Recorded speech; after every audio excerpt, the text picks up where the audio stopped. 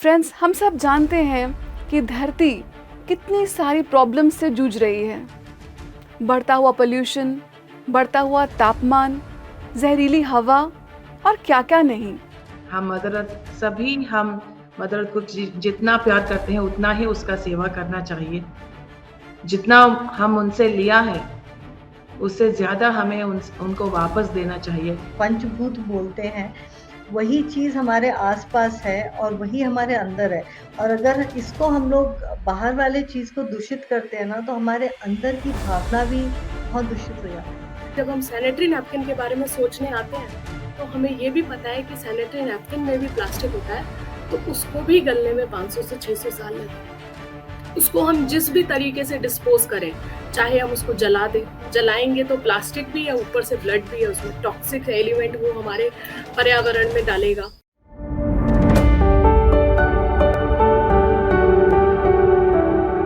नमस्कार दोस्तों, आप सभी का हार्दिक स्वागत है पीएमसी हिंदी पर। पीएमसी हिंदी चैनल पर फ्रेंड्स, आज हम एक बहुत खास मौके पर आपसे मिलने आए हैं। फ्रेंड्स, आज 22 अप्रैल है। आज अर्थ डे है। धरती माँ को समर्पित करने का यूँ तो हर एक दिन है, लेकिन आज का दिन कुछ खास है। और आज के दिन हमारे साथ कुछ खास मेहमान भी जुड़े हुए हैं। फ्रेंड्स, हम सब जानते हैं कि धरती कितनी सारी प्रॉब्लम्स से जूझ रही है। बढ़ता हुआ पोल्यूशन, बढ़ता हुआ तापमान, जहरीली हवा और क्या क्या नहीं। तो हमें लगता है हम क्या कर सकते हैं इस बारे में। हमें लगता है कि कोई और आएगा और कुछ करेगा और चीज़ें बेहतर होंगी, पर ऐसा नहीं है फ्रेंड्स।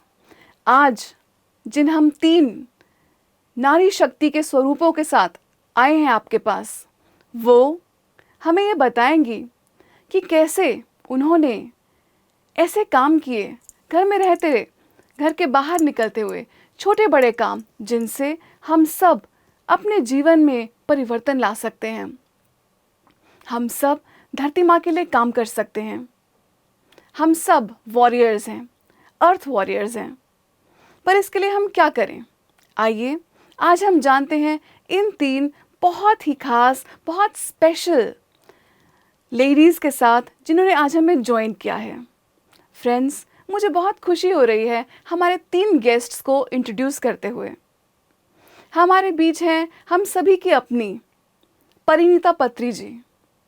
परिणीता जी पीएमसी इंग्लिश के क्रिएटिव हेड हैं और साथ ही साथ वो एक मूवमेंट का भी संचालन कर रही हैं। कुछ लोग जानते होंगे कि परिणीता जी स्वैग मूवमेंट की फाउंडर हैं। स्वैग मतलब friends, save water and go green.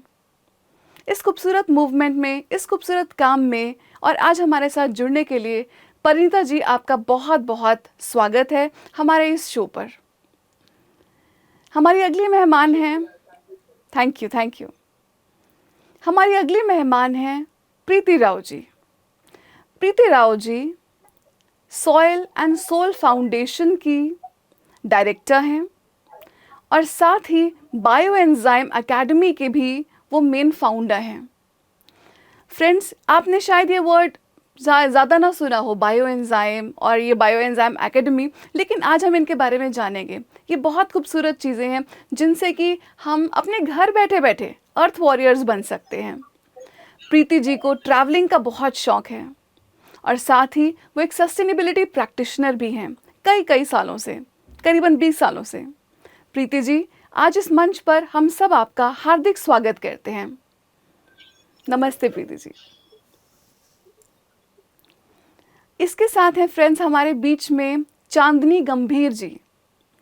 अपने प्रोफेशनल लाइफ और अर्थ के प्रति पैशन को बैलेंस करते हुए चांदनी जी हमारे सामने एक बहुत खूबसूरत एग्जाम्पल की तरह आती हैं। फ्रेंड्स, चांदनी जी एक ऑर्गेनाइजेशन को उन्होंने फाउंड किया है जिसका नाम है ग्रीन योर पीरियड्स। तो इस मूवमेंट के अंतर्गत उन्होंने बहुत सारी सस्टेनेबल मेंस्ट्रुअल प्रैक्टिसेस को हम सभी को इंट्रोड्यूस किया है। तकरीबन 8000 लोगों को वो जागरूक कर चुकी हैं और 500 से ज़्यादा लोगों में वो फ्री मेंस्ट्रुअल कप वितरित कर चुकी हैं। आज इस मंच पर हम उनका हार्दिक स्वागत करते हैं। चांदनी जी, वेलकम टू द शो। इसी के साथ फ्रेंड्स, हम अपने सवाल पूछते हैं अपनी इन ग्रेट लेडीज से, ग्रेट मास्टर्स से। परिणीता जी, मैं पहला सवाल आपसे पूछूंगी कि ये स्वैग मूवमेंट क्या है और ये कैसे शुरू हुआ? पहले नमस्कार सभी लेडीज को जो यहाँ पे हाजिर है। मैं बहुत शुक्रगुजार हूँ, ये जो मंच है इन दो नायाब महिलाओं के बीच में मैं हूँ, तो ये मेरा सौभाग्य है। सभी पीएमसी हिंदी प्रेक्षकों को भी मेरा प्यार भरा नमस्कार। Thank you so much for giving me this opportunity, ये अवसर देने के लिए। मेरे प्यारे दोस्तों, मेरा नाम है परिणीता, मैं हैदराबाद से हूँ और मैंने नवंबर 2020 में ये स्वैग मूवमेंट शुरू किया है, जिसका पूरा फुल फॉर्म है save water and go green. तो इसका कारण है, जाहिर सी बात है, मदर अर्थ। हम मदर अर्थ को जितना प्यार करते हैं उतना ही उसका सेवा करना चाहिए। जितना हम उनसे लिया है उससे ज्यादा हमें उनको वापस देना चाहिए। वही है कारण ये save water and go green का स्थापन करने के लिए। तो इसके 3 ऑब्जेक्टिव्स है, 3 सूत्र हैं अगर बोले तो पहला है हमारे जो नेचुरल रिसोर्सेस हैं, जो पानी है और जो भी सारे हमारे नेचुरल रिसोर्स है, उनका सेव करना है, वेस्ट नहीं करना है कुछ भी। वो पहला सूत्र है।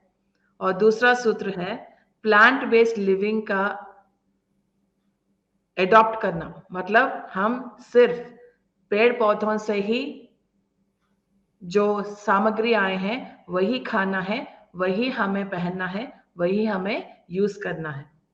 Plant based living, total plant based living my dear friends. और तीसरा सूत्र है, हम जब भी हम नेचर को देखें तो कितना अच्छा लगता है। जो दूसरे लोगों ने जो पेड़ पौधे लगाए हैं, उगाए हैं, हमें कितना आनंद आता है। तो हमारा ये कर्तव्य है कि हम ये पेड़ पौधों को हम उगाएं, उनको लगाएं। जो बीज हो या फिर पेड़ पौधे हो, हम ग्रीनरी को हम और ज्यादा करें, इंक्रीज करें, ताकि हरियाली हो, बारिश हो, ये गर्मी कम हो और ठंडापन हो।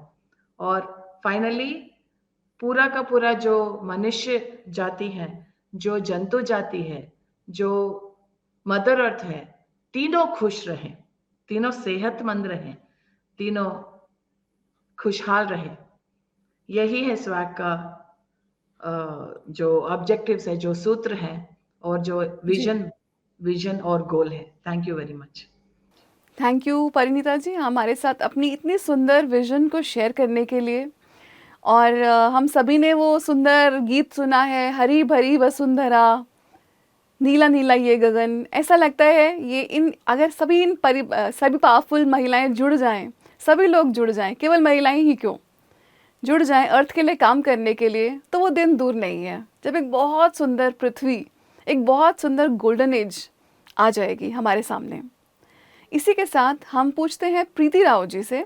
प्रीति जी, आप सॉइल एंड सोल फाउंडेशन की फाउंडर हैं, तो आप हमें बताइए कि सॉइल एंड सोल फाउंडेशन क्या है, इसका ऑब्जेक्टिव क्या है? नमस्ते। और आप सबसे मिलके आज बहुत ज़्यादा खुशी हो रही है। और लगता है कि डेफिनेटली नारी शक्ति अगर है तो बहुत सारे काम मुमकिन है। और जब हम लोग ये सॉइल एंड सोल फाउंडेशन जो है, ये मैंने जब देखा कि ये एक्चुअली 12 साल पुरानी कहानी है। जब यहाँ पे रोज सुबह में वेस्ट कलेक्ट करने जो घर के सामने आते हैं, उनकी हालत मुझे बहुत बुरी लग रही थी, क्योंकि सब उठा उठा के ऐसे ही डाल दे रहे थे, लेकिन उसको अलग करना और उसको कैसे कम करना, वो भी एक इंसान ही है, तो काफी तकलीफ होती थी देख के। तो खाली तकलीफ होने से नहीं होता, और जब कोई तकलीफ होती है ना तो उसको उसका हमें सोल्यूशन ढूंढना बहुत जरूरी है। नहीं तो वो तकलीफ होती रहेगी और बढ़ती रहेगी, चाहे वो कुछ भी हो, आँख के सामने हो या हमारे अंदर हो, तो उसका हमें सॉल्यूशन ढूँढना ही पड़ता है।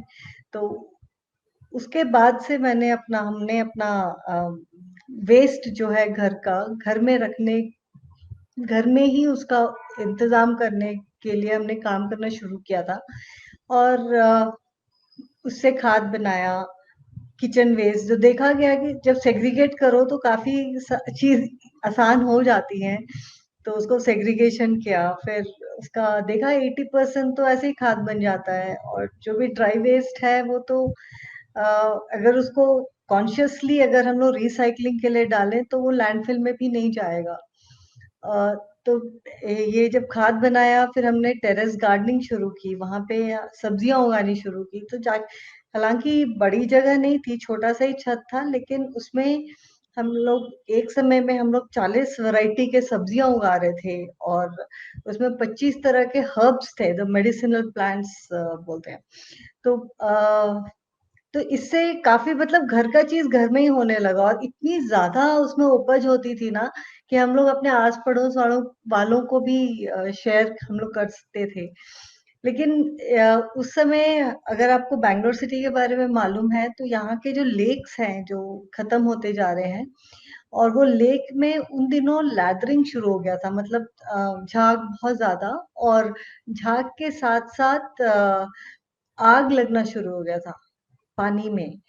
और वो बहुत ज़्यादा तकलीफ देती थी कि वो सब चीज़ का कारण हम लोग ही हैं, क्योंकि बहुत सारे अनवांटेड केमिकल्स हमारे घर के नाली से हम लोग बहा देते हैं, जो कि पानी में जाके मिलता है, और अ, लगता है कि अगर पानी हमारा अच्छा है ना, तो मिट्टी भी अच्छी है और हमारा हवा भी अच्छा है। और आजकल ये तीनों चीज़ जो हमारे नेचुरल रिसोर्सेज़ हैं, ये सिर्फ़ इन्हीं से जुड़े हुए हैं, और जब तक हम इसकी ज़िम्मेदारी अपने घर से नहीं शुरू करेंगे, हम लोग आगे नहीं बात कर सकते। तब जाके ये केमिकल फ्री लिविंग का बात शुरू हुआ था, और तब से और जब से ये काम शुरू हो गया ना, केमिकल फ्री लिविंग और वेस्ट फ्री होम, तो हमारा घर बिल्कुल ही ज़ीरो वेस्ट हो गया था। तो ये मुझे लगा कि अगर हर घर में ये चीज़ शुरू हो जाए, तो हमारा जो सिटी है ये काफ़ी सुंदर हो सकता है। और तब ये सॉइल एंड सोल फाउंडेशन की शुरुआत हुई थी, और तब से हम लोग खाली वेस्ट ही नहीं, इसको पूरे होलिस्टिक वे में इसको कैसे सफोकेशन जो होता है ना, धरती को, मिट्टी को, पानी को, हमारे रिसोर्सेज को, उसको कैसे कम किया जाए, क्योंकि वो खुद को फीलिंग होने लगती है। हम भी उन्हीं से जुड़े हुए हैं, और अगर देखा जाए तो ये पांचों तत्व जो हैं, जो हम लोग पांच पंचभूत बोलते हैं, वही चीज हमारे आसपास है और वही हमारे अंदर है। और अगर इसको हम लोग बाहर वाले चीज को दूषित करते हैं ना, तो हमारे अंदर की भावना भी बहुत दूषित हो जाती है। और अगर हम लोग अच्छी सोसाइटी की बात कर रहे हैं, तो जैसे मेडिटेशन में भी बोला जाता है कि हमें पहले अपने आप पे काम करना ज़रूरी है, अपने अंदर काम करना ज़रूरी है। तो उसके लिए हमें बाहर और अंदर दोनों को स्वच्छ रखना और अच्छा रखना बहुत ज़रूरी हो जाता है। तो तब से ये बायो एंजाइम का जर्नी शुरू हुआ है, वेस्ट फ्री होम का जर्नी शुरू हुआ है, और बहुत कुछ सस्टेनेबल प्रैक्टिसेस लाइफ में धीरे-धीरे आ गए हैं, और अभी लगता है कि बस यही है। जी, thank you so much Preeti ji, आपने हमें इतना सुंदर इंट्रोडक्शन दिया अपने और अपने काम का। और ये फ्रेंड्स, ये एक स्पिरिचुअल प्रिंसिपल भी है, as within so without, जैसा भीतर वैसा बाहर। तो हम जो जितना कूड़ा बाहर डाल रहे हैं वो हमारे ही अंदर का रिफ्लेक्शन है। अब हम सजग हो रहे हैं कि हम ना सिर्फ अपने इनसाइड्स को क्लीन रखेंगे, बल्कि आउटसाइड्स भी साथ में क्लीन होती जाएंगे डियर फ्रेंड्स। तो ये बहुत सुंदर कुछ स्टेप्स लेते हैं प्रीति जी एंड बहुत सारे लोग। मैं अपनी थर्ड गेस्ट को आपको इंट्रोड्यूस करती हूँ फ्रेंड्स, चांदनी जी। चांदनी जी, आप हमें प्लीज़ कुछ अपने काम के बारे में बताइए कि ये लोग तो हिंदुस्तान में और कई कंट्रीज़ में, सिर्फ थर्ड वर्ल्ड कंट्रीज हो, कई कंट्रीज़ में मेंस्ट्रुएशन के बारे में, पीरियड्स के बारे में बात भी नहीं होती। ये एक टबू सब्जेक्ट है, इसके बारे में कोई बात नहीं करना चाहता। सब दबा दबा के बात करते हैं, मुंह दबाकर, आवाज़ दबाकर, चुपके से कोने में जाकर। हमने कितनी एड्स देखी हैं, चुप चुप बैठे हो, ज़रूर कोई बात है। तो आपने ये पीरियड्स का ये कब आया आपकी लाइफ में, मतलब कि आप इसके बारे में बात करेंगी, काम करेंगी, ये मोड़ कब और कैसे आया आपकी लाइफ में, मैं ये जानना चाहूँगी आपसे पहले। बहुत बहुत धन्यवाद काजल जी, यहाँ हम सबको आमंत्रित करने के लिए। नमस्कार सभी पीएमसी हिंदी दर्शकों को। और सच में जैसे मैम लोगों ने अपनी जर्नी बताई, प्रीति जी जब अपनी कहानी सुना रही थी तो ऐसे लग रहा था कि हमारी ही स्टोरी है वो। शुरुआत ऐसे ही हुई थी हम सबकी, शायद एक अंदर से कॉन्शियसनेस डेवलप होने से। और लिटरली जैसा जैसा उन्होंने बताया वैसा मेरे साथ भी हुआ था। बचपन से ये सिखाया जाता था कि अपना कचरा डस्टबिन में फेंको। और बचपन से, मेरा बचपन बीता है बुलंदशहर में जो है नियर दिल्ली।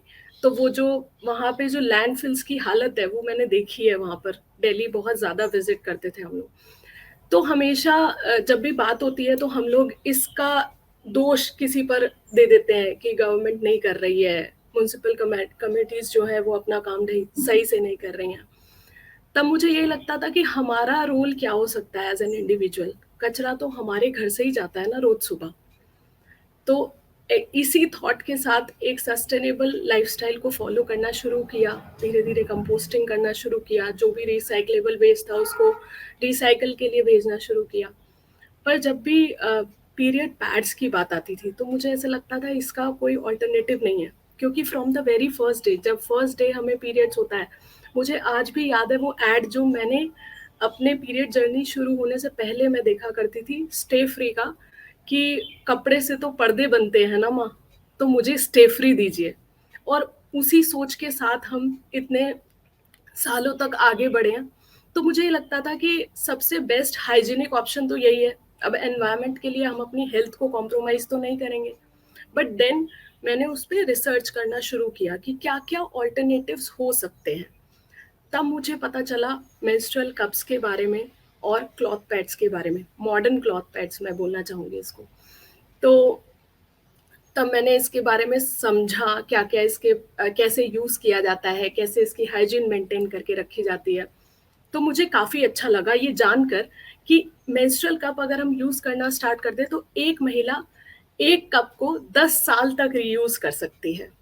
और वहीं दूसरी तरफ हम 1000 पैड्स उसी पीरियड में यूज़ करके फेंक देते हैं। तो मुझे लगा ये तो काफ़ी अच्छा ऑल्टरनेटिव है। सिर्फ इसी सोच के साथ मैंने इसको परचेज किया। लगभग 5 साल पहले की बात है जब मैंने कप को परचेज किया।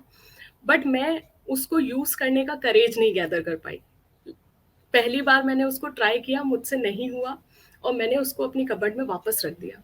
देन ऐसे ही हम जैसे लोगों के साथ एक बार डिस्कशन चल रहा था तो मैंने पूछा उनसे कि कैसे इसको यूज़ किया जाता है। तब उन्होंने मुझे और अच्छे तरीके से गाइड किया।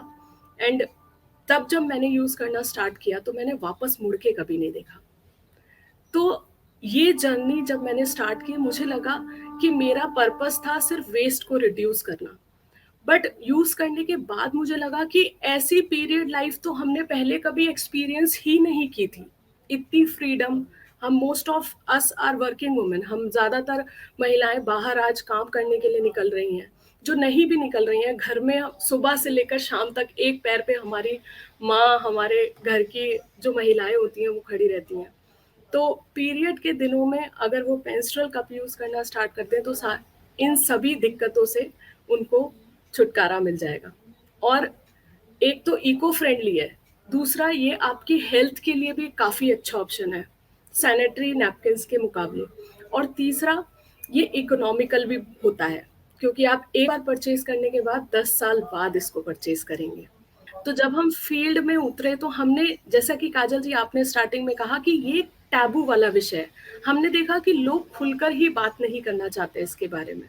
तो हमारा जो मिशन हुआ सस्टेनेबिलिटी को प्रमोट करने के लिए वो सेकंड पॉइंट पर आ गया। सबसे पहला आज की डेट में हमारा मिशन है कि नॉर्मलाइज करना पीरियड टॉक्स को। पहले हम पीरियड्स के बारे में बात करेंगे, तभी तो ग्रीन पीरियड्स के बारे में बात करेंगे। देन सेकंड हमारा मिशन बन गया है कि हमें सस्टेनेबल मेंस्ट्रुअल प्रोडक्ट्स के बारे में हर महिला को बताना है। वो जो एक हेल्पिंग हैंड मेरे पास नहीं था जब मैं 6 महीने तक उस कप को अपने कबर्ड में रखे रही, अगर वो मुझे पहले मिल जाता तो वो 6 महीने भी मेरे नहीं छूटते। तो वो एक हेल्पिंग हैंड का काम हर एक महिला के लिए हम लोग करते हैं। और तीसरा हमारा मिशन है पीरियड पॉवर्टी को खत्म करना, ना सिर्फ अपने देश से, इस दुनिया से। मैं बस एक मिनट लूंगी इसको बस समझाने के लिए। पीरियड पॉवर्टी ऐसी कंडीशन होती है जहाँ पे एक महिला फाइनेंशियली, आर्थिक तौर पर सक्षम नहीं है कोई भी हाइजीनिक प्रोडक्ट यूज करने के लिए। तो अगर हम उनको मेंस्ट्रुअल कप्स यूज करना सिखा दें, उन्हें भी हमारे सपोर्ट की जरूरत रहेगी, तो अगले 10 साल तक वो इससे छुटकारा पा सकती हैं। और इसी मिशन के चलते, जो जैसा कि आपने बताया कि हम 500 महिलाओं को जो कि स्लम्स में रहती हैं, झुग्गियों में रहती हैं और छोटी छोटी दुकानें चलाती हैं, उनको मेंस्ट्रुअल कप्स का वितरण कर चुके हैं और जो कि बहुत खुशी से अपनी मेंस्ट्रुअल लाइफ को जी रही हैं। हमारे दर्शकों को प्लीज़ बताइए कि बायो एंजाइम है क्या चीज़? हम में से कई लोगों ने शायद इसका नाम भी नहीं सुना होगा। तो बायो एंजाइम क्या है प्रीति जी? बायो एंजाइम अगर आप पूछेंगे तो ये एक मिरेकल लिक्विड है और जी। इसमें ये it can clean anything from hair wash to your car wash, कुछ भी सफाई हो सकती है। और ये एक फर्मेंटेड लिक्विड है जो हम लोग फल के छिलके से बनाते हैं, फल और सब्जी के छिलके से बनता है। और इसको बनने में 90 दिन लगते हैं, फर्मेंट होता है। और ये इसमें सारे अच्छे बैक्टीरिया, जो गुड बैक्टीरियाज होते हैं वो होते हैं। और इसको it's full of enzymes. So enzyme इसमें भी बहुत तरह के एंजाइम होते हैं जो अलग अलग क्लीनिंग में काम आता है। तो जैसे ये है, ये मिक्स्ड फ्रूट का एंजाइम है और इससे आप कुछ भी साफ कर सकते हैं। आप जी प्रीति जी, आई थिंक आपका ये सपना बहुत सुंदर है।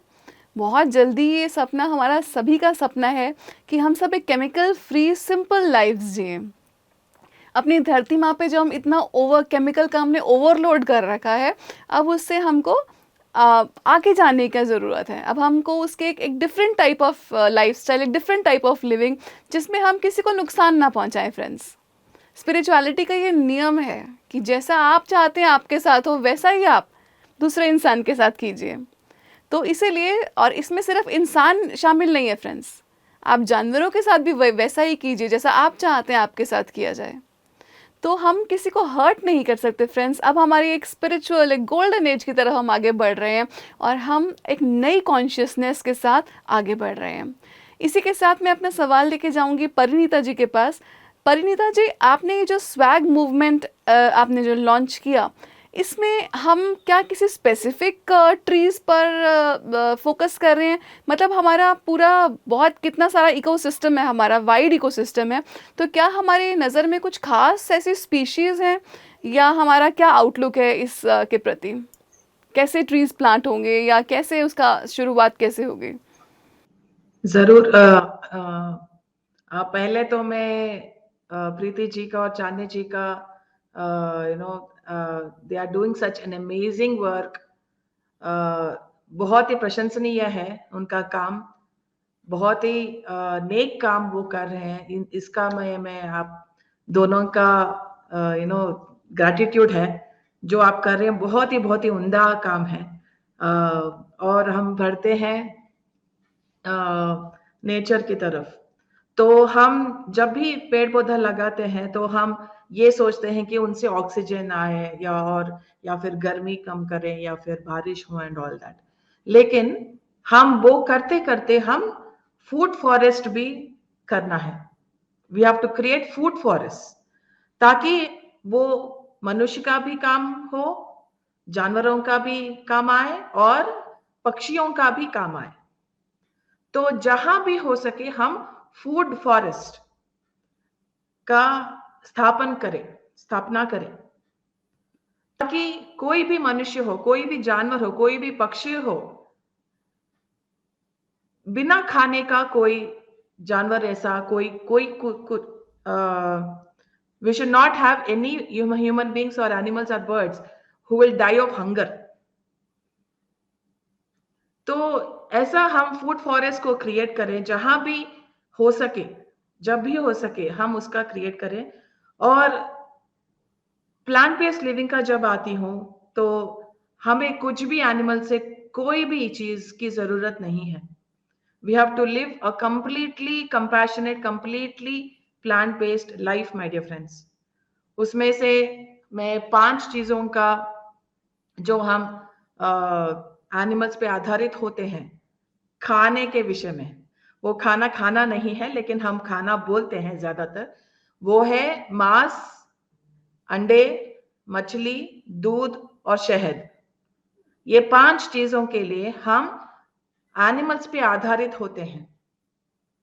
ये 5 चीज लेने के लिए हम न जाने कितनी क्रूरता से उन पर व्यवहार करते हैं, हर एक जानवर पे उनको मार डालते हैं, उनको सफर किया जाता है, उनको टॉर्चर किया जाता है, उनका इतना इल ट्रीटमेंट होता है कि मैं व्यक्त नहीं कर सकती हूँ उसका। और एक 5 चीजें हैं जो हमें अपनी जिंदगी से हटाना है, वो है लेदर, फर, वुल, सिल्क और एनिमल टेस्टेड प्रोडक्ट्स। ये 5 चीजों का भी हमें अपनी जिंदगी से हटाना है। हम मनुष्यों को जीवित रहने के लिए, सरवाइव होने के लिए कुछ भी जानवरों से लेने की जरूरत नहीं है। ये है मेरा पॉइंट। जानवरों को जितना फ्रीडम चाहिए, हमें भी उतना ही फ्रीडम चाहिए। तो हम उनको ज्यादा से ज्यादा फ्रीडम दें, उनको बांध के ना रखें। गाय और भैंसों को हम बांध के रखते हैं, उनके बछड़ों को एक दिन की जब बछड़ी होती है उसको खींच के लेके जाते हैं ताकि हम दूध पी सकें, कर्ड खा सकें, घी खा सकें, चीज, बटर, पेस्ट्रीज और क्या क्या। ये गाय और भैंस जो है मिल्क प्रोड्यूसिंग मशीन हो गया है, ये यंत्र हो गए हैं मिल्क के लिए। इनको जिंदगी भर गर्भवती रखी जाती है, प्रेग्नेंट रखी जाती है। तो एज लेडीज मैं सभी लेडीज से पूछना चाहती हूँ कि मैं अगर बोलूं कि जिंदगी भर प्रेग्नेंट रहो तो हम रहेंगे? नहीं रहेंगे। तो फिर ये जो श्राप है हम गाय और भैंसों को क्यों दे रहे हैं, जिस देश में हम उनको पूछते हैं, गोमाता बोलते हैं। तो फिर ये श्राप जो अपने लिए हम नहीं सोच सकते हैं, उनके लिए हम क्यों कर रहे हैं? उसको बांधे क्यों रख रहे हैं? उसको फोर्सफुली प्रेग्नेंट क्यों कर रहे हैं? उसके बछड़े को क्यों खींचा जा रहा है? आज जब वो प्रेग्नेंट होने की काबिल नहीं होती है तो उसको हम स्लॉटर हाउस को भेज देते हैं, लेदर के लिए, बीफ के लिए। और इंडिया जो है नंबर 1 एक्सपोर्टर है बीफ का, इंडिया जो है नंबर 1 एक्सपोर्टर है लेदर का। तो इन दोनों चीजों का जड़ कहां है? Diary industry. तो ये 5 चीजें हमें जिंदगी से पूरी की पूरी तरह 100% निकाल देना है। मांस, मछली, अंडे, दूध, शहद। और मधुमक्खियों भी हमारी गुलाम नहीं है। वो हजारों फूलों के जाके वो नेक्टर लेके हनी बनाती है। किसके लिए? हमारे लिए। हम अपने नींबू पानी में शहद डाल के हमें अपना हेल्थ बनाना है, इसीलिए वो मधुमक्खी जाके इतना काम करती है, इतना लेबर करती है? नहीं, वो अपने लिए काम करती है जैसे हम अपने लिए काम करते हैं। जो अगर हम पूरा महीना अगर हम काम करें तो हमारे तनख्वाह मिले, तो कोई चोर आके वो निकल के लेके जाता है तो हमें कैसा लगता है? वैसा ही होता है। हम अपना हक समझते हैं जानवरों से कुछ लेने के लिए। हमें कुछ भी हक नहीं है किसी भी जानवर से कुछ भी लेने के लिए। तो हम जानवरों को रिहा करें वो गुलामी से। हम जो हम हक समझते हैं उन सब से हम उसको रिहा करनी चाहिए, फ्रीडम देनी चाहिए। Please let the animals live freely. So ये जो है एनिमल्स को हमें किसी भी चीज के लिए हमें जरूरत नहीं है कोई भी कुछ भी लेने के लिए। और दूसरा है फूड फॉरेस्ट क्रिएट करने का और वाटर सेव करना है। हम जब भी टैप खोलते हैं ब्रश करने के लिए या फिर बर्तन मांजने के लिए या फिर कपड़े धोने के लिए, हम वो बकेट भर जाता है लेकिन वो चला ही जाता है। क्यों? क्योंकि आ रहा है ना, रहने दीजिए। We take it for granted. तो पानी का यूसेज कम करना चाहिए, उसको सेव करना चाहिए, वेस्टफुल नहीं रहना चाहिए। जब भी आप टैप बंद करते हो उतना ही यूज करिए जितना आपको जरूरत है। वैसे ही इलेक्ट्रिसिटी हो। और save water and go green का और एक हिस्सा है प्लास्टिक यूज नहीं करने का। रीयूजेबल, रीयूज, रिड्यूस, रिसाइकल, ये तीनों भी सूत्र है save water and go green का। तो ये है स्वैग के जी जो एक्सप्लेनेशन है। या थैंक यू परिणीता जी, आपने हमारे को बहुत सारे नए पॉइंट्स इंट्रोड्यूस किए हैं हमारे फ्रेंड्स को कि हमारा जो फूड होना चाहिए वो वायलेंस पे बेस्ड ना हो फ्रेंड्स। मिनिमाइज़ करना है, एकदम से आप शायद ना छोड़ पाएँ लेकिन हम जितना कम वायलेंस करें तो उतना हमारे पूरे प्लैनेट के लिए, इनफैक्ट उससे भी बियॉन्ड पूरी सृष्टि के लिए ये एक बहुत सुंदर परिवर्तन होगा, एक बहुत सुंदर शिफ्ट होगा अगर हम अपने फूड को वायलेंस पे बेस्ड ना रखें तो। So thank you Parineeta ji for this very very beautiful, बहुत सुंदर, बहुत इंसाइटफुल। आई थिंक हम सबको आपने सोचने पर मजबूर किया कि हमारी वायलेंस कहीं किचन में ही तो स्टार्ट नहीं होती। हम जो खा रहे हैं, जो food that we are consuming, वो कितने लोगों को वायलेंस कॉज करता है, लोगों को, कितने जानवरों को वायलेंस कॉज करता है। तो अपना फूड जितना नॉन वायलेंट हो सके फ्रेंड्स, उतना हमारी वाइब्रेशन हम रेज कर सकते हैं।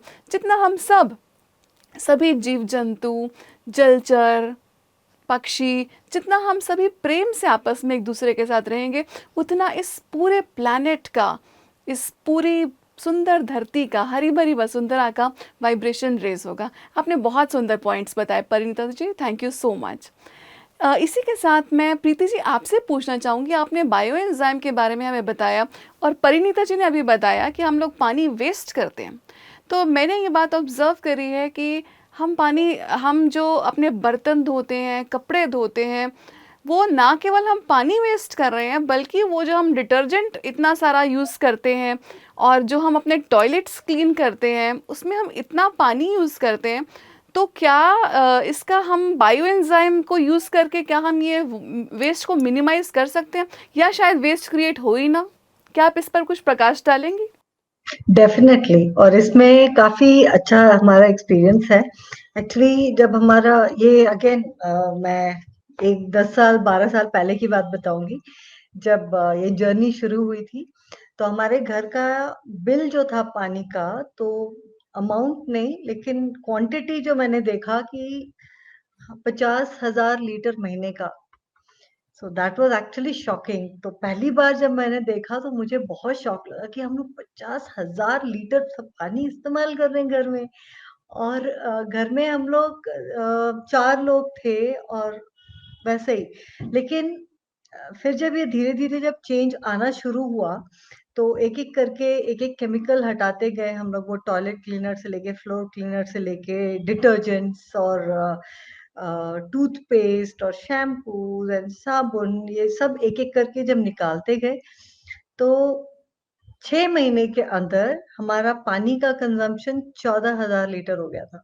14,000 फॉर द सेम। इतने मेंबर्स कम नहीं हुए हैं, कंज़म्पशन कम नहीं हुआ है, उतने ही लोग हैं, क्या कम हुआ है? खाली मीडियम चेंज हुआ है। जो हम लोग केमिकल जब इस्तेमाल करते हैं ना, तो वो उसको हटाने के चक्कर में कि वो हमें स्किन में प्रॉब्लम ना करे, तो उसको हम लोग बहुत बार पानी का इस्तेमाल करते हैं उसको हटाने के लिए। लेकिन एंजाइम जो कि एकदम नेचुरल है, इसको इतना करने का ज़रूरत नहीं पड़ता है। हम उस समय मैंने अपना वॉशिंग मशीन मेरे गार्डन में इंस्टॉल कर दिया, तो उसका जो आउटलेट है वो सीधा प्लांट्स को जाने लगा। तो ये एक शिफ्ट हुआ कि जो आउटलेट है, क्योंकि उसमें ना तो डिटर्जेंट रहता है और ना कोई फ्रेशनर या सॉफ्टनर, कुछ भी हम लोग नहीं डाल रहे थे। क्या डाल रहे थे? ये एंजाइम डाल रहे थे। तो इससे एंजाइम डालने से एक क्या हुआ कि जो आउटलेट का पानी है ना, वो मिट्टी में भी लाइफ डालने लगा। और प्लांट्स में जो पेस्ट आके अटैक कर रहे थे, वो पेस्ट आते ही नहीं थे, क्योंकि हमारी मिट्टी इतनी अच्छी हो गई। तो प्लांट्स का अपने आप हेल्थ अच्छा हो गया, और जब वो कोई भी पौधा हेल्दी होता है, तो उसमें कोई भी आके अटैक नहीं करता है। वो एकदम हमारे जैसे ही है। अगर हमारा बॉडी हेल्दी है, तो हमें कोई बीमारी नहीं आएगी। तो वैसे ही मिट्टी का भी था।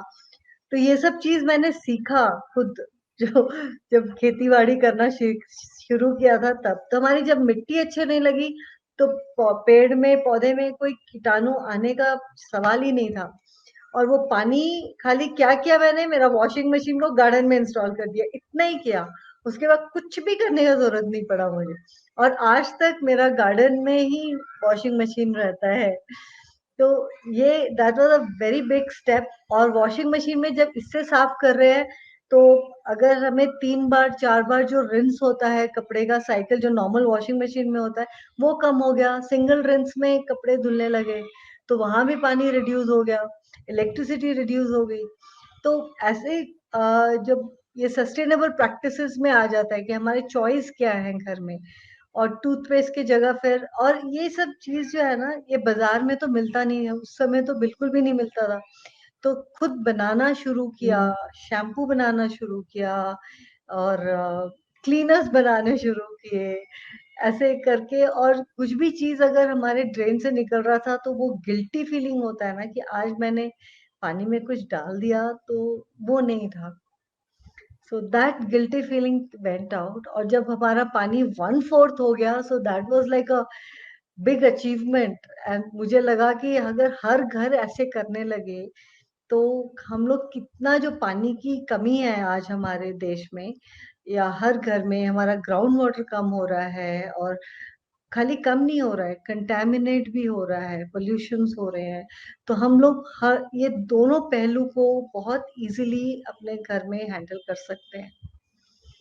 और इससे काफ़ी कुछ सीखने को भी मिला कि यू नो जो माइक्रो बीड्स होते हैं, जो हमारे कॉस्मेटिक्स में आते हैं, हर एक चीज़, जो माइक्रो बी अभी हम लोग स्किन पे भी हम लोग कुछ लगाते हैं ना, तो स्किन में जो छोटे-छोटे छेद हैं, इसके थ्रू वो केमिकल हमारे ब्लड में जाता है, and it just takes 16 seconds. तो और जब वो हम लोग साफ भी करते हैं, तो वो माइक्रोबीट्स जो है, microbeads are very small plastic particles, जो हमें दिखता नहीं है। तो वो हमारे एक्वाटिक लाइफ को भी खराब कर रहा है। तो हर एक चीज हम लोग क्या इस्तेमाल कर रहे हैं, छोटी सी छोटी चीज को कॉन्शियसली इस्तेमाल करना, उस क्या ले रहे हैं, अपना चॉइस हमारे हाथ में है, उसको तो कोई नहीं रोक सकता। हम फैक्ट्रीज को नहीं रोक सकते, हम पॉलिसीज मेकर्स को नहीं रोक सकते, उसके इम्प्लीमेंटेशन पे हमारा ज्यादा हक नहीं है। लेकिन जो हम चॉइस कर रहे हैं, जैसा मुझे रहना है, घर में क्या इस्तेमाल करते हैं, उस पे तो हमारा फुल कंट्रोल है। वो तो हम लोग कर ही सकते हैं।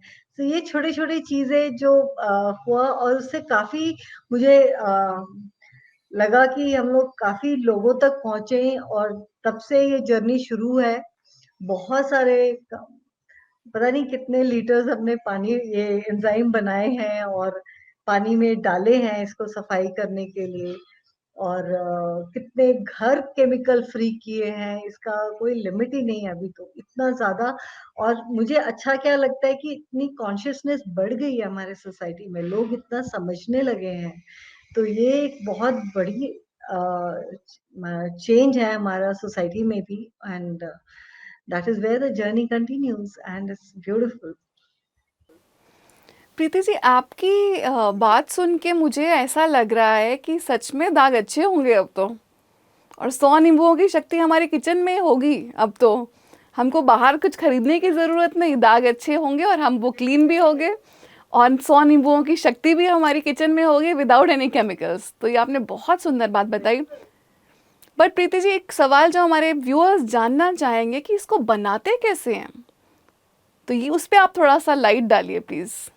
ये बहुत ही सिंपल प्रोसेस है, लेकिन हाँ पेशेंस की जरूरत होती है, और एक बार जब बन जाता है तब ये इसकी लत लग जाती है। तो पिछले 12 साल से तो मुझे नहीं मालूम किसी दिन ऐसा भी दिन गया है जहाँ पे मैंने ये नहीं बनाया है। तो ये बहुत ही सिंपल चीज है। इसको हम लोग किचन के जो वेस्ट होता है, जो फल के छिलके होते हैं जो हम लोग डस्टबिन में डाल देते हैं, उससे बनता है। और ये जब फल के छिलके से बनता है तो इसकी खुशबू भी फर्मेंटेड फ्रूट्स के जैसे ही होता है, और काफी आसान है। इसके लिए हमें एक प्लास्टिक का कंटेनर चाहिए, प्लास्टिक का बॉटल चाहिए।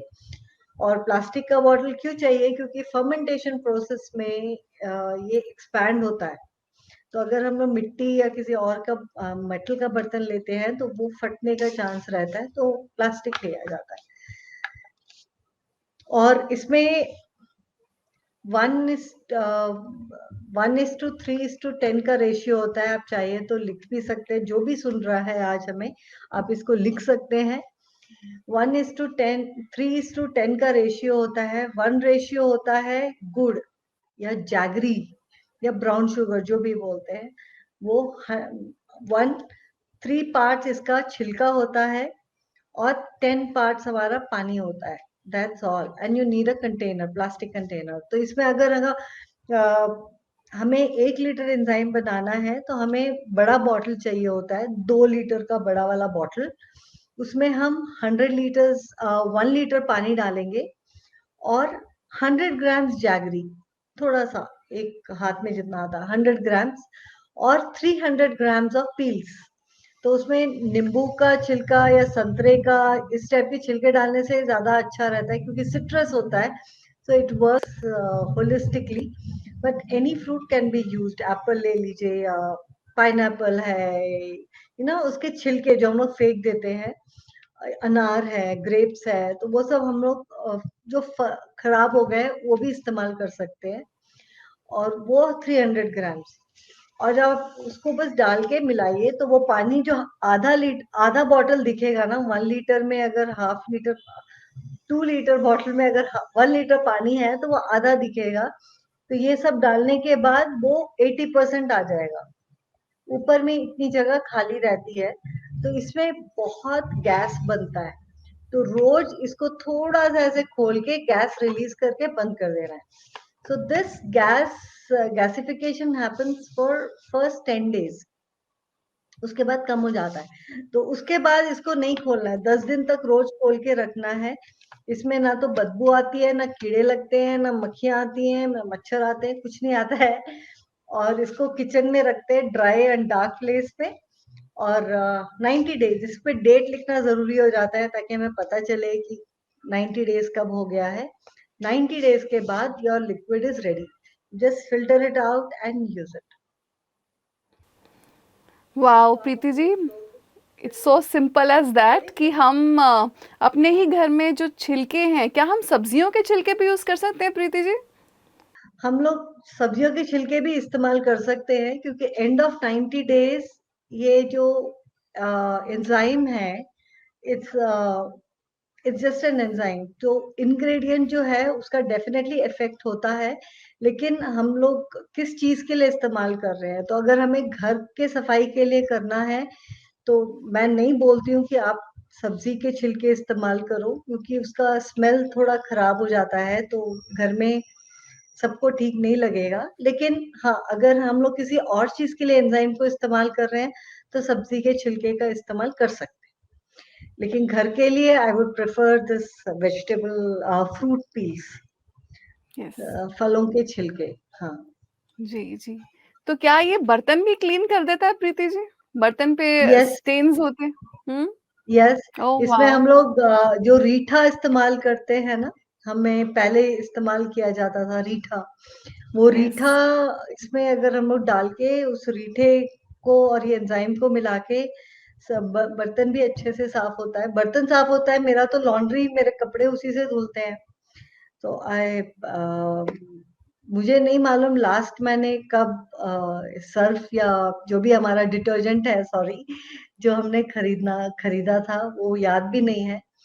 लेकिन जो पानी, जो सर्फ से जो पानी खराब होता है, अगर उसमें भी अगर आप इसको ये डालेंगे, अगर आपको रीठा इस्तेमाल नहीं करना है, तब भी पानी में ये एंजाइम जाएगा, तो वो पानी को साफ करते हुए जाएगा।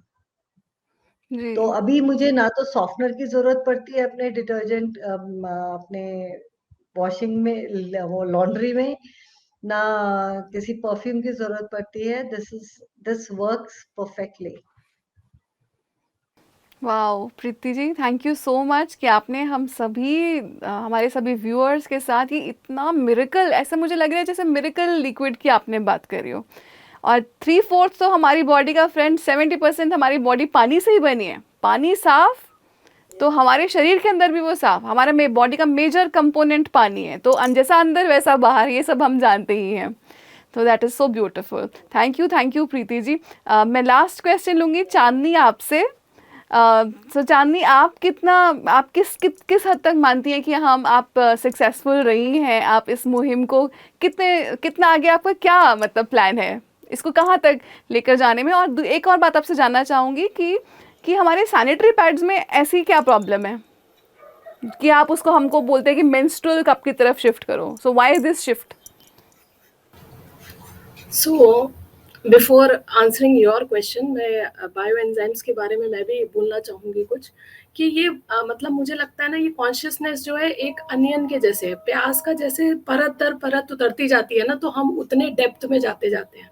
जैसे अभी स्वैग के बारे में जब प्रणीता जी बता रही थी, तो आपने बोला कि एक आई ओपनर है, उतने डेप्थ पर अभी हम नहीं पहुंचे हैं, उतना हम नहीं सोच पाते हैं कि कितनी क्रुएलिटी हम किचन से ही शुरू कर रहे हैं। तो ये सब चीज़ों के बारे में हम जैसे ही कॉन्शियस होते जाएंगे, जैसे प्रीति जी ने बोला कि हम पॉलिसी मेकर्स नहीं है, पर हम खुद में बदलाव ला सकते हैं। पर मेरा ये मानना है कि हम जब खुद में बदलाव लाते लाते हम एक टीम तैयार हो रहे हैं, तो ये एक प्रोसेस है, हम लोकतंत्र का हिस्सा हैं। कल को हम में से ही कोई तो लीडर बनेगा ना, तो पॉलिसी मेकर्स भी हम में से ही जाएंगे। तो हमें बस उस दिन का इंतजार करना है और अपनी स्पीड को बढ़ाते रहना है, बिकॉज बहुत ज़्यादा इतना हम लोग क्रिएट कर चुके हैं ना वेस्ट, कि हमारे पास बहुत ज़्यादा समय नहीं है कि हम वेट करें और अगली से अगली पीढ़ी का इंतज़ार करें। तो हमारे ग्रुप में मेरी एक फ्रेंड है, वो हमेशा यही कहती हैं कि, और सच में मेरे मन में भी ये अर्ज जब से बहुत आया, जब से मैं खुद माँ बनी, तब से मुझे बहुत लगने लग गया कि मेरी बेटी को कम से कम जैसा मुझे अर्थ मिला है, उसको वो सब देखने का तो सौभाग्य मिले, उससे खराब तो ना मिले। आज देखते हैं सिटीज में दूर दूर तक पेड़ दिखाई ही नहीं देते हैं।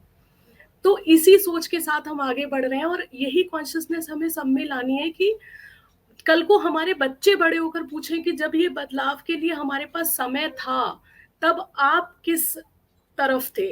Were you part of problem? आप प्रॉब्लम की तरफ खड़े हुए थे या आप सॉल्यूशन की तरफ खड़े? तो मेरे पास एटलीस्ट खुद को शीशे में देखते वक्त मैं खुद को जवाब दे सकूं और अपने बच्चे से आंख मिला के बोल सकूं कि हाँ बच्चे, हमने कुछ जो अपना बिट था वो हम कर सके। अब मैं आती हूँ आपके सवाल के ऊपर कि क्यों, क्योंकि जैसा मैंने पहले भी बताया कि डे 1 से, जब से पीरियड स्टार्ट हुआ, मेरी माँ ने भी मुझे, वो खुद चाहे कपड़ा इस्तेमाल करती थी, बट बड़े गर्व के साथ उन्होंने मुझे एक सैनिटरी नैपकिन दिया था। पर आज मुझे ये सोचकर बहुत शर्म आती है, बहुत मुझे दुख होता है, शर्म भी नहीं, मुझे दुख होता है कि वो पहला सैनिटरी नैपकिन जो मैंने कई साल पहले इस्तेमाल किया था, वो आज भी इस धरती पर कहीं ना कहीं है। तो हम जब बच्चों से पूछते हैं कि बच्चे इसको गलने में कितना समय लगता होगा, तो बच्चे बताते हैं शायद 1 साल, 2 साल, 10 साल।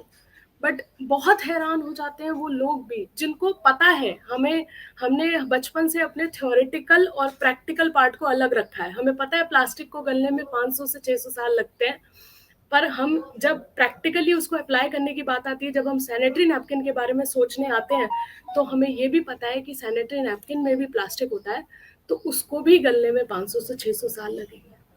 उसको हम जिस भी तरीके से डिस्पोज करें, चाहे हम उसको जला दें, जलाएंगे तो प्लास्टिक भी है, ऊपर से ब्लड भी है, उसमें टॉक्सिक एलिमेंट वो हमारे पर्यावरण में डालेगा। अगर हम उसको ऐसे ही फेंक देते हैं पॉलिथीन में या फिर पेपर में लपेट कर, अक्सर हम लोग ऐसा ही करते हैं। तो मैं अपने व्यूअर्स को कहना चाहूंगी कि जब तक आप अपने पीरियड्स को ग्रीन नहीं करते, ये तो अल्टीमेटली हमें हर महिला को करना ही है, तो जब तक नहीं करते एटलीस्ट तब तक आप जब भी अपना सैनिटरी नैपकिन फेंके तो उस पर एक रेड डॉट बना दें, ताकि जो कचरा उठाने वाले हैं, जो कूड़ा बीनने वाले होते हैं, वो उसको जाने अनजाने हाथ नहीं लगाएं, क्योंकि बहुत ही डेंजरस हो जाता है उनके लिए। बहुत तरह के वो डिजीजेस को अपने पास ले लेते हैं। अगर हम इनको वाटर बॉडीज में, पानी में डालेंगे, तो ये हमारे ड्रेनेज को ब्लॉक कर देंगे। और आज भी हमारे कंट्री में ड्रेनेज ब्लॉकिंग्स जब हो जाती हैं तो मैनुअली उसको क्लीन किया जाता है। कोई आदमी उसमें जाकर उसको क्लीन करते हैं। मैं ये नहीं कह रही कि ये सिर्फ सैनिटरी नैपकिन की वजह से हो रहा है, पर सैनिटरी नैपकिन भी उसका एक बड़ा कारण है। इसके बाद आते हैं अब ये सारी प्रॉब्लम्स हुई। अब अगर हम उसको सॉइल में बरी कर दें, तो हम सब जानते हैं, हम यहाँ पे सॉइल की बहुत बात कर चुके हैं, हमारी सॉइल धीरे धीरे बंजर होती चली जाएगी। तो ये सारी बात हुई पर्यावरण की या कुछ कम्युनिटीज की, या जैसे डॉग्स होते हैं, डॉग्स भी कभी कभी उसको, क्योंकि ब्लड होता है तो वो उसको बोन समझ के वो उसको अक्सर रोड पे ले आते हैं। और मुझे हैरानी इसी बात की होती है कि हम देखते भी हैं, देखकर हम उसको अनदेखा कर देते हैं, जैसे कि देखा ही नहीं हो, ऐसे इस तरीके से हम ना फेस जो है उससे हटा लेते हैं। अब बात आती है ये सारी प्रॉब्लम्स क्या हमारी हेल्थ से ऊपर है? क्या हमें अपनी हेल्थ के साथ कॉम्प्रोमाइज करके स्विच करना चाहिए? नहीं।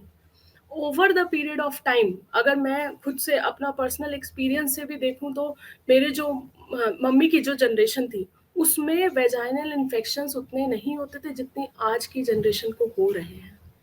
ये जो सैनिटरी नैपकिन्स हम यूज़ कर रहे हैं, प्लास्टिक होने की वजह से ये हमारी जो प्राइवेट पार्ट्स हैं उनको एयर लॉक कर देता है, जिसकी वजह से हवा नहीं जा रही। अगर हम पैंटीज भी क्या हम इस्तेमाल करते हैं, केवल सूती की ही इस्तेमाल करते हैं, केवल इसी वजह से ताकि एयर उसमें से पास हो सके।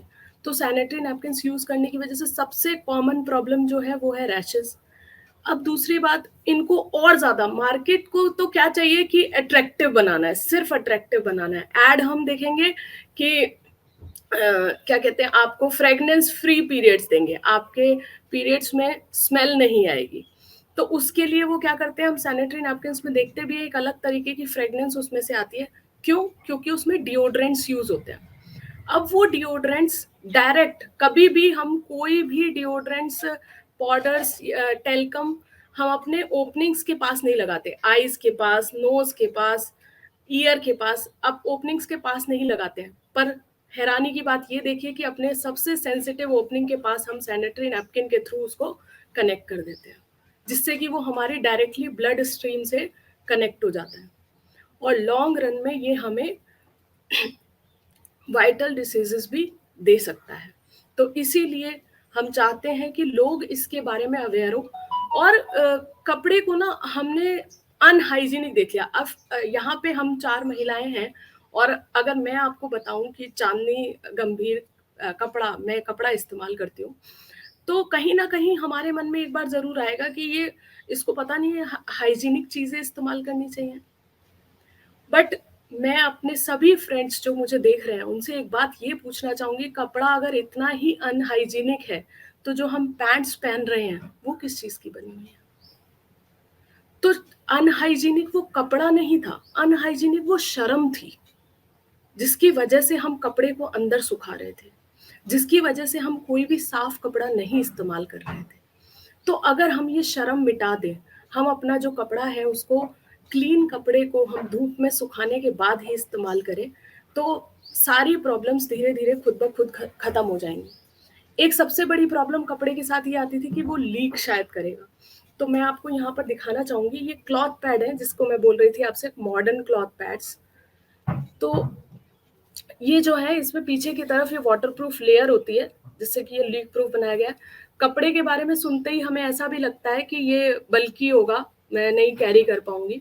तो ये देखिए बिल्कुल थिन जैसे अल्ट्रा पैड्स आते हैं उसी तरीके का बनाया गया है और ऊपर इसमें ड्राई लेयर भी होती है। तो ये सेम हमें वैसी ही फीलिंग देते हैं जैसे कि आज के जो सैनिटरी नैपकिन है वो जितनी सुविधा हमें देते हैं, वो जितने 5 से 6 घंटे हमें इस्तेमाल करना चाहिए, उसी तरीके से हम इनको भी इस्तेमाल कर सकते हैं। अब बात आती है मेंस्ट्रुअल कप की। तो मेंस्ट्रुअल कप क्यों इतना हाइजीनिक ऑप्शन भी है, ये तो हमने देख लिया क्योंकि 10 साल तक इसको रीयूज कर सकते हैं, तो ये पर्यावरण के लिए तो फायदेमंद है ही। ये हमारे लिए कैसे फायदेमंद है, ये मेरे हाथ में एक मेंस्ट्रुअल कप है और इसको ये बना होता है मेडिकल ग्रेड सिलिकॉन का। अभी हम बात कर रहे हैं बहुत देर से गुड बैक्टीरिया के बारे में, ऐसे ही हमारी खुद की बॉडी में भी गुड बैक्टीरिया होता है जो कि बहुत ध्यान रखता है अंदर के सारे सिस्टम का। हमें कभी भी हम देखते हैं अपने जब भी डिश वॉश करने वाला जो पाइप होता है उसको हमें फ्रिक्वेंटली क्लीन करना पड़ता है। क्या हमें कभी भी अपने अंदर के सिस्टम में कहीं जाके क्लीनिंग करानी पड़ी? इतने सालों से हम वही सब चीजें खा रहे हैं ना जो वहां पे हमारे यूटेंसिल्स डिशेस में धुलता है, बट वो कभी क्लीन कराने की जरूरत इसलिए नहीं पड़ी क्योंकि जो गुड बैक्टीरिया है वो अपना काम कर रहा है। तो जब भी हम कुछ एब्जॉर्ब करने वाला इस्तेमाल करते हैं तो वो इस गुड बैक्टीरिया को भी एब्जॉर्ब कर लेता है जिससे हमारा पीएच डिस्टर्ब हो जाता है। तो ये कप क्या है, ब्लड को कलेक्ट करेगा, एब्जॉर्ब नहीं करेगा। तो इसलिए ये हमारे लिए बहुत ही ज्यादा हेल्दियर ऑप्शन भी है। और फ्यूचर तो अपने ग्रीन योर पीरियड्स का मिशन जो है, विजन जो है, मैं यही देखती हूँ कि हर महिला को इसके बारे में, ना सिर्फ अपने देश में बल्कि विदेशों में भी, पूरी दुनिया में हर महिला को सस्टेनेबल प्रोडक्ट्स के बारे में पता हो और वो कॉन्शियसली इसके बारे में, मैं किसी पर बोझ नहीं डालना चाहती हूँ, पर कॉन्शियसली वो इसके बारे में अपनी चॉइस करे। और मैं इन तीनों वंडरफुल लेडीज़ का, इनफैक्ट मैं हमारे सभी दर्शकों का भी बहुत बहुत धन्यवाद करूंगी कि आप सब हमारे साथ जुड़े और हम सभी ने इस सेशन के द्वारा कई नए आयामों के बारे में जाना। फ्रेंड्स, समय आ चुका है एक नई धरती को कंस्ट्रक्ट करने का। वो गोल्डन अर्थ जिसके बारे में हमने पढ़ा था, सुना था, वो कैसे आएगी? उसे हम ही लाएंगे। और कैसे लाएंगे? इन्हीं छोटे छोटे तरीक़ों से हम सब अर्थ वॉरियर्स बनेंगे। सो डियर फ्रेंड्स एंड हमारे तीनों वंडरफुल लेडीज़, आपका हमारे साथ जुड़ने के लिए बहुत बहुत धन्यवाद। हम सभी का यही नारा, हरा भरा हो ग्रह हमारा। धन्यवाद डियर फ्रेंड्स, धन्यवाद।